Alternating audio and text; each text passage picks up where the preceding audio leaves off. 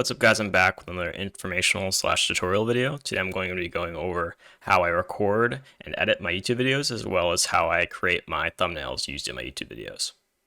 So the first step in creating my YouTube videos is recording the footage, and typically I do that with OBS. I've used a few other softwares in the past, including Fraps and Hypercam, as well as some other random ones that were free on the internet, but overall I find OBS to be the most versatile product, as it allows for streaming and recording. It also has a ton of different capability and settings that you can mess with, which is really nice.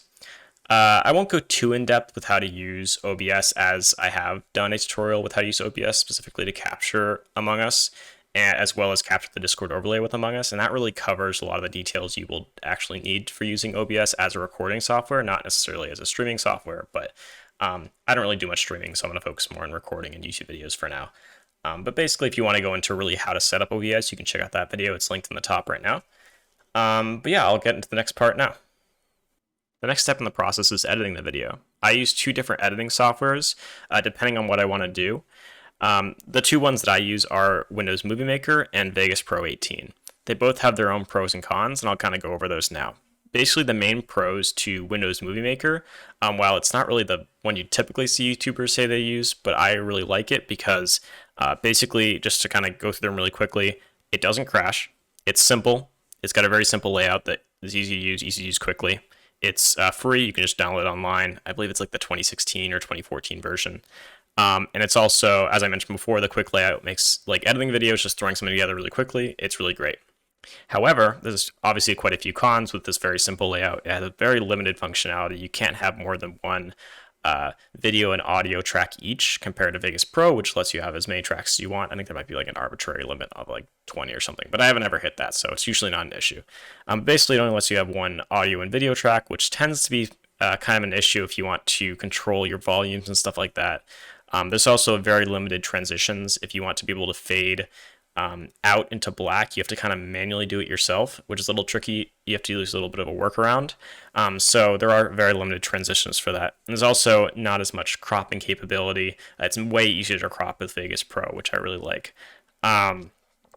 There's also an issue I ran into the past with Windows Movie Maker, where sometimes when you're trying to like really sync up audio and video, in the editor, it sometimes is a little bit desynced with the preview, which is also another issue I ran into that I wanted to point out is also a con of Windows Movie Maker. Now to get in the pros and cons of Vegas Pro.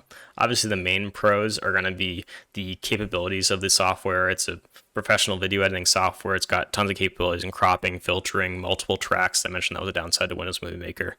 And there's tons of other stuff you can do. And now kind of segue into the next pro would be definitely the amount of resources out there. I feel like I'm always learning something new you can do with Sony Vegas Pro. It kind of leads to the lots of capabilities that I mentioned. And you're able to do that because there's so many tutorials on YouTube, specifically directed towards YouTubers, because it is such a popular editing software for YouTubers, specifically in the gaming community as well. So that's definitely a pro for me. Now to kind of compare it to previous versions of Vegas Pro, I've used 12 and 14 in the past, and Vegas Pro 18 is definitely significantly faster with editing, with rendering. It's like the same size video, same edits and stuff like that. Vegas Pro 18 definitely renders significantly faster than the previous versions. So now to get into the cons. So I have a pretty just decent computer, but I have run into performance issues with Vegas Pro 18 and previous versions of Vegas Pro. I've always really ran into issues with crashing, although a few years ago when I used to use it, I didn't run into these issues, but now I do. I'm not really sure why, but basically I ran into crashes despite my computer being pretty decent. I've also ran into issues with preview lag, which is kind of annoying when you're trying to edit a video and the preview is lagging, despite the fact that when I render the video, it doesn't lag at all. So that's an issue I've ran into with Vegas Pro, which is why I tend to steer towards Movie Maker when I want to get something done quick, just get it done, render it. And it's also to kind of lead into that is Vegas Pro 18, while it does render faster than the previous versions of Vegas Pro, Windows Movie Maker still beats it with faster render times. Just to do a really quick overview of how I edit in Movie Maker as well as Vegas Pro, I'm going to do a quick little tutorial about how I typically would edit a video in either of these softwares. So typically I take my clip that I want to make my video out of. We'll use this one. It's just a Stardew Valley clip from one of my more recent Stardew Valley episodes. I drop it into Windows Movie Maker. As you can see, I already have a music file dropped in here. And then as it loads in, you can see it's got little audio peaks right here. Once it's in there, typically, I'll cut it wherever I want to. Say I want to cut it at the, this is actually multiple days of footage, so I'll find, say, close to the end of the day, right here. Say I want to cut at the end of the day, go right there, hit split, and there you go. I got two separate footages. Say I want only that day in my video. I just click on this and then hit delete on my keyboard, and that's got the right size. I'm like, great. Say I want to add a little transition in. I go to animations on the top. I want to fade in from black. And then I want to first mute the music because it just played. And then you can also add some video effects in. I've done this sometimes in the past with, I think I did like bubbles or something on one of my videos a really long time ago, which I did with this effect. So that was actually with Windows Movie Maker. These little bubbles floating up here. But yeah, so you can add some visual effects in there. There's also some other settings you can do, like emphasize video, emphasize music. I typically don't use those. You can also change your views. I do use the video tools edit and the music tools edit. These are very simple settings pages, and they're pretty self-explanatory. Just, fade in, fade out, split, start time when you want to start the music, what your music volume should be, as I just showed right there when I muted it. And as well, video tools is pretty similar. Fade in, fade out, change the speed of the video, trim it, split it. As I mentioned, it doesn't have a ton of capabilities, but it is short and to the point. And then once you want to go render the video, there's no way to actually select and render like you can in Vegas Pro, but basically just file and then save. You can do a bunch of these things down here. Typically I do save movie as, and then for high definition display, this is what I found gives me the best quality. Yeah, but you could do like for computer, for email. This is an older software, as I mentioned, so it does give you some interesting options like Zune HD for device and blip.tv, some of those interesting ones. But typically I just go with for high definition display. So once you click that, you want to save your video. That's just a song video I created with the same song I have in this video. So let's do test video and then save, and then it renders the video. This is a 16-minute video, so it might take a little bit longer, but it's still gonna be relatively quick. As you can see, it's counting up already at 3%. But yeah, so that's how I typically edit a video and render it in Windows Movie Maker. Now to get into how to edit videos with Vegas Pro 18. So typically I go up here and I hit File, go to New for New Project. I usually use a template up here just with all my settings preset, but I'll just make it from scratch from just the 1920 by 1080 30 FPS template that they just have you start at. So typically I start with obviously changing this to 60 as a good starting point, because I want to make sure you have 60 frames per second. And then the other thing I change is the full resolution rendering quality. I change that from good to best in order to get the best quality. Kind of self-explanatory. And then I change resample mode to off. Or disable resample. Resample is very important for gaming videos because it's basically what resample does is it makes like blur changes to your video in order to have better transitions, and it looks really, really, really bad in gaming videos. So I definitely recommend disabling it when you're making gaming videos, and that's typically what I make, so I'm gonna always disable it. But in my experience, I've never found it useful to use resample, so that's just my personal experience. And then you can change some of these other things. You can change your pre-rendered files folder to be something specific. You can go in and change your audio quality and stuff like that. But typically, I just change those three things I mentioned. Then you hit OK. Now you want to add your video to your Vegas Pro. Typically, I go import media. We'll import actually the clip I just did of editing in Movie Maker. Make it interesting. So I typically just import it in, throw that down on my timeline. Do you want to set your project video settings to match this media? Typically I say no, since I just set my project video settings to what I want it to be. So now you can see I've got 2 tracks here. This is a little bit different than Movie Maker, where it was just, you plop it in there. It just has 1 track for your video and your audio. But this has now 2 tracks. As you can see on the left-hand side, this is a video track, because it's got that little, I forget what that's called, but it's like the little, the tape for the movie. And then you got the little, the sound for the audio track as well. So you got your audio track and your video track. And you can change your volume right here, just adjusting that. You can change your pan. This basically will change like if the sound is coming your left or right ear.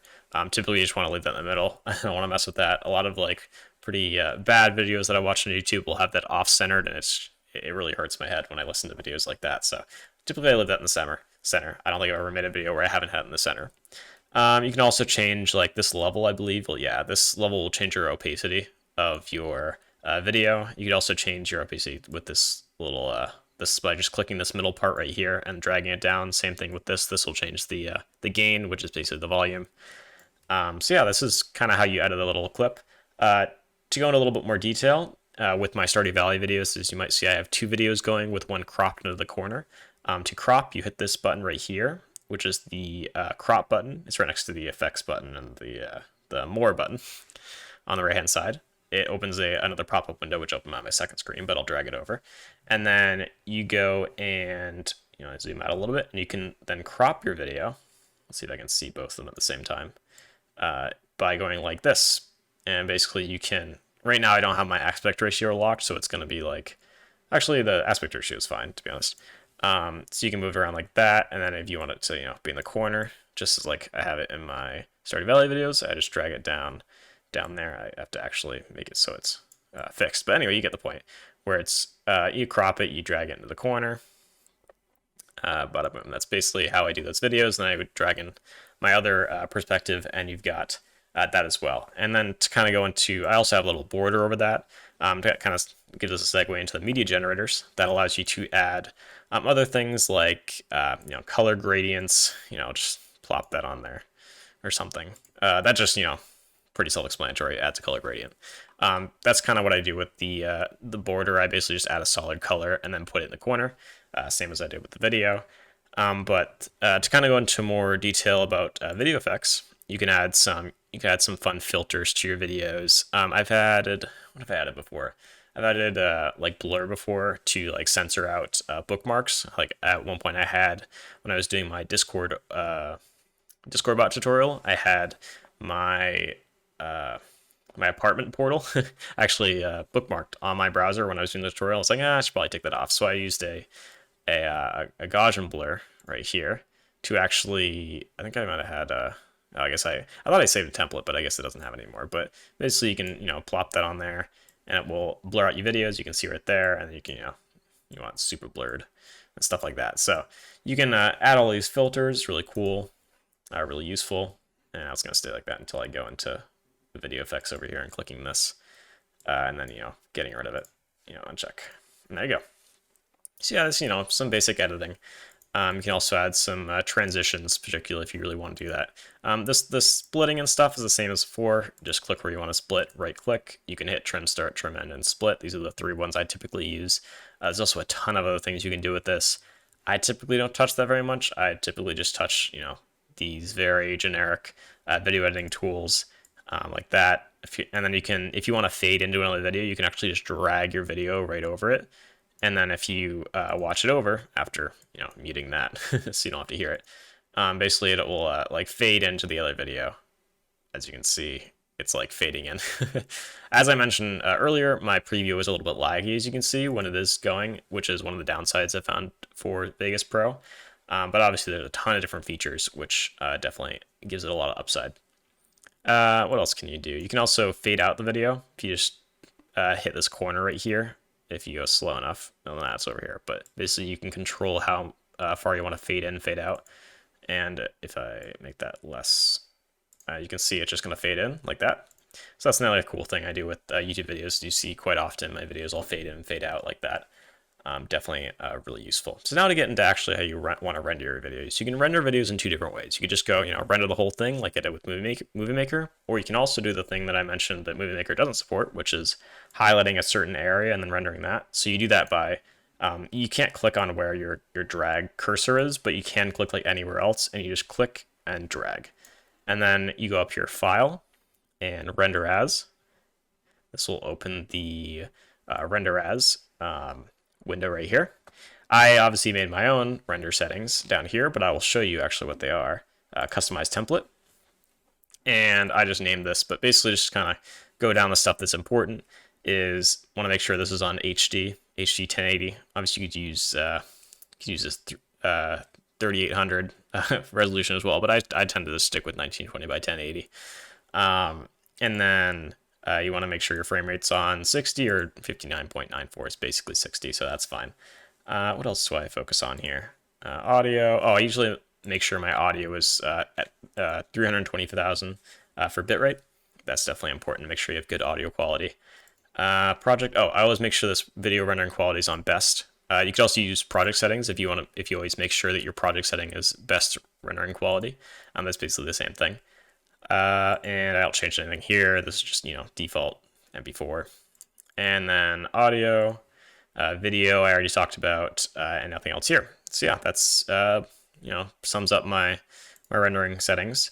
And then you select your area where you want to render it to. Say I want to render it to my raw footage folder for some reason. Test video render. You got that. You hit save. It's already got the name set right there because I just named it. And then you hit render. This is quite a small video because I just highlighted it looks like 2 minutes. So it'll be pretty quick. And it tells you a bunch of cool stuff like how much free space you have, the average speed, how long it's going to take, and stuff like that. So definitely really cool. So yeah, that's how I render and edit my videos in Vegas Pro 18. The second to last step I take to create a YouTube video is to create the thumbnail for the video. I typically open my preferred software of choice, which is Photoshop CS6. I go up here and hit File, New. I make sure I'm in pixels for width and height. This is just creating a new template right here. And going with width, I go with 1920 by 1080 for width and height. Want to make sure the resolution is pretty high. I usually go with like 200 or 150, something like that. And then hit OK. This opens 1920 by 1080 blank layer. And then I want to add a background to this. So I'm going to go ahead and go open. Desktop, we'll go with a nice image. I'll go with this one I used for my UHC duals video. So I open that up. This actually opens on a separate layer. As you can see in the top, there's 2 different tabs now. I want to have this image on this layer though to make sure it's the right size. So I'm going to grab that by going over here and right-clicking on the layer on the right side in the layer viewer. Obviously, there's quite a few different viewers in Photoshop, so it definitely takes a little bit to get used to if you're not familiar with it. I can go into more depth on how to create my thumbnails with all the intricacies of Photoshop if anyone would like that. But that's obviously something for another video. So basically, how I just create a simple thumbnail is I go down here to the right-hand side, right-click, click Duplicate Layer. I want to make sure that's on my created empty image of the right size that I created earlier, which is Untitled 1. Hit OK. Now it's on over here. So obviously it's a little bit too big. I go up here and hit Edit, Transform, Scale. You can also use, it might actually be easier to understand if you just go Edit and then Free Transform, because that lets you do anything like rotate and as well as scale. I go over here and I'm going to zoom out.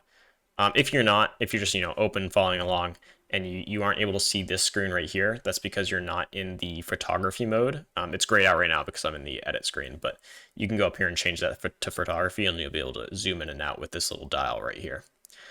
So once I zoom out, I can hold Shift to make sure I hold that aspect ratio, because if I just use, it's going to mess up my aspect ratio and make it all like the wrong size. So I'm going to make sure I use hold Shift and then drag. To be like the right size. This isn't the right aspect ratio, so I want to make sure it's lined up correctly. So typically I go like this, and then hit check, and then sometimes just to make sure I go into View, and then New Guide, and then I take the vertical position, and I go with whatever half of 1920 is for width to make sure I get that line down the middle, and that's off the top of my head. It's going to be 950, 960, so 960. So that's going to put it right in the middle. I can make sure my image is lined up, which I can see it's now that it's not. So it's actually snapping. Let me zoom in further. Like that. There you go. So now I can see it's centered. Great, it's all centered. I'll leave that guide up for now just so I can see the middle for the text as well. And I want to add the text to this. Say I want to make this like a Minecraft video. I'll do like, I don't know, Minecraft. Oh, it's really big, but Minecraft. I'll make this a little bit smaller. I can go up here and edit the text on the top. Go down to like 72.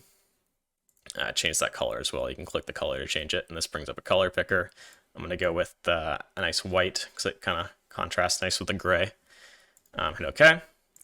And then put that right in the middle and throw up another episode 1 We'll change the font in that one. I have a ton of different fonts downloaded. Downloading fonts is relatively easy. I can make a very short tutorial on that in the future, but I won't throw it into this video. Basically, just download a TTX file and you throw it in your fonts folder and you're good. So if I want to change the font, we'll go with this font right here. Actually, no, we won't. We'll go with this one because I feel like that one goes opposes a little bit. I obviously wouldn't go with this font in a normal thumbnail, but you get the point. So say I want to add like drop shadow or a stroke to one of these sets of text. So we can do that by going down over here on the right hand side again in the layers view, and then click. Oops, sorry, I'm gonna get out of the edit thing by hitting check, and then go and click this little FX in the bottom right hand corner, which says add a layer style. And then click stroke, for example. You don't have to click a certain one because you can go in here and uncheck it and pick a different one later. But basically, you hit stroke, and then if you want to apply that stroke, you can edit the specifics right here, edit the opacity, stuff like that. So you just want a drop shadow, you can check that. So you want both. You can do both, and if you want to make the drop shadow stand out a little bit more like that. And bam, so yeah, that's pretty much the basics of my thumbnails. They're really not that complicated. If you want to get more into detail with some of my more recent thumbnails, I've used some like slightly transparent squares and stuff like that in my thumbnails. Like for example, my my Stardew Valley thumbnails, I have like a black square over here that's like got the opacity turned down. I've got like text over here, and that's basically how I do that, as I just showed you. Just to kind of recap, I go over here, click on the right side. This is sometimes set to something else. So if you right click it, you can see the different options, either rectangle tool, rounded rectangle tool, ellipse tool, polygon tool, line tool, custom shape tool. There's a ton of different stuff you can do with that, obviously. Basically, you click the rectangle tool, make it bigger than your screen, put it over there, and then go over here on the right hand side in the layer view, and then change the opacity. Pretty much sums it up. That's how I make my thumbnails. Final step in creating my YouTube videos is obviously uploading the video. So to do that, I go up here on the right hand side of my YouTube page and click create, and then upload video. This opens a new page on YouTube Studio, which allows you to either select files or drag and drop. We're going to hit select files, and then we'll select, we'll go with my Stardew Valley Day 24 video right here. We'll click on that, hit open. This will open the video and the details page, which allows you to customize your uploaded video. I have some customization set up for my default description. I can actually show you in a second how to do that. But basically, I have all this auto-filled in for me. Usually, I'll go in with my Stardew Valley videos, change like the day to be like 24, and then change my little description right here to be like, oh, what we did that day. And then for say my Among Us videos, I'll change my list of special guests here. To also include, say, for example, Reese's YouTube links, as also his Twitch stream links and stuff like that. So I'll make sure to change that as well. What else do I change here? Here's where I'd upload my thumbnail. So we can go in here, upload my thumbnail, select an image, make sure to do the day 24 one, hit open. Oh, file's bigger than 2 megabytes. So I want to make sure your files are smaller than 2 megabytes. I'll have to go back and fix that, but we'll use a different one for an example. We'll use day 23. So we've got Stardew Valley Day 23, as you can see on the right-hand side. I want to make sure I select and add it to my playlist. Check that one, hit done. And make sure, no, it's not made for kids. I don't make videos for kids.